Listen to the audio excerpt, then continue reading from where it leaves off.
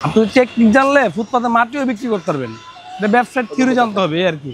আর মূলত ব্যবসার মূল ধন হচ্ছে আপনাকে নীতি ঠিক রাখতে হবে। আপনার একটা মাল এক্সচেঞ্জে আসতেই পারে কাস্টমার, আপনার বাচ্চাটা মাল নিচ্ছেন, ওই মালটা হলো না আপনার, ওটা এক্সচেঞ্জ দিয়ে না দিয়ে আমি নেক্সটে আপনি নেক্সট মাসে আসবেন না। আর যদি এক্সচেঞ্জ দিয়ে টাকাটা ব্যাক দেই তাহলে আপনি নেক্সটে আসবেন, যে ওই দোকানটা ভাইটা ভালো করছে, বিপ ভালো করছে, ওনার কাছে টাকাটা ব্যাক পাবো আমি মালটা নিলে, না হলেও ব্যাক পাবো। আর যদি ব্যাগ সবাই দেয়, ফুডের সবাই ব্যাক করে টাকাটা ঠিক আছে এক্সচেঞ্জ করে, তাহলে ফুড আমাদের কাস্টমার যা আছে তার দ্বিগুণ হবে। রাখা যাবে না, কেন কাস্টমার দাম বলতেই পারে।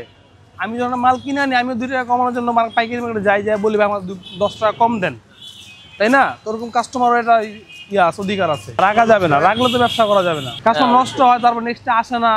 তারপর আপনার ইয়ার ব্যবসার মূল ধরে হচ্ছে ব্যবহার আর আপনার নীতি থাকলে তার ব্যবসা পুঁজি লাগে না।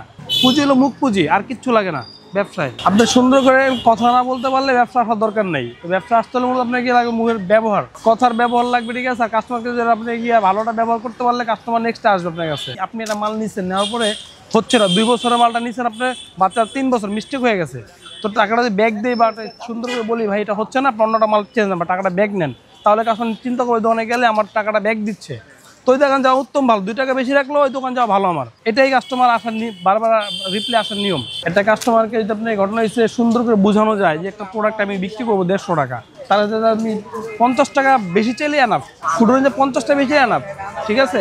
তার কাস্টমার কনফিডেন্স হয় যে না, এই দোকানের দাম উল্টাপাল্টা চায় নাই, তোর কাছে 20 টাকা কম দিয়ে মালটা সে নিব। বা একটা কাস্টমার যদি ভালো পায়, দোকানদারে 20 টাকা বেশি দিয়েও মালটা কিনতে সে বাধ্য।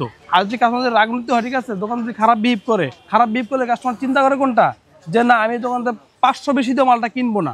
আর ভালো বিহেভ করলে 1000 টাকা বেশি দিয়েও মালটা আপনার কিনবে। এটাই ব্যবসার নীতি বা নিয়ম।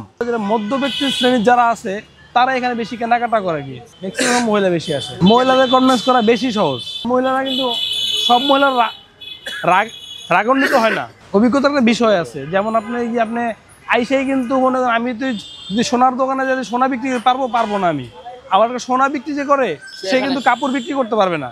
এক একটা ধাপে এক একটা লেভেলে একটা আছে, মানে আপনার এক্সপিরিয়েন্স আছে।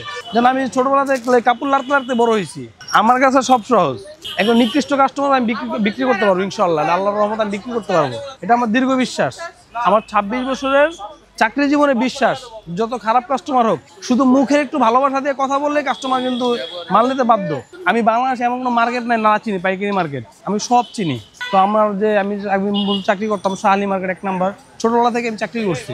তো আমার বিহেভ বা অন্য একটা নতুন দোকানদার বিহেভ এক হবে না। আমার কাছে কাস্টমার আসলে অলরেডি কাস্টমার আসলে একটা কাস্টমার ছুটা যেতে কৈফিয়ত দিতে হবে যে কেন যাব। আমি এই লাইনে পিএইচডি করা। কাস্টমার যখন রাইগা যায়, কাস্টমারকে বুঝাইতে হবে কথা দিয়া। সে রাখলে রাখুক, আমি তো রাখতে পারবো না। রাগ করলে লাভ হবে না, ঠিক আছে? ওনারা বুঝাতে হবে, মানে কি কথা দিয়া। আপনি হাসি মুখে কথা বললে কাস্টমার অনেক রাগ কমে যাবো। ব্যবসা সূত্রের মুখের কথা, আর কিছু না।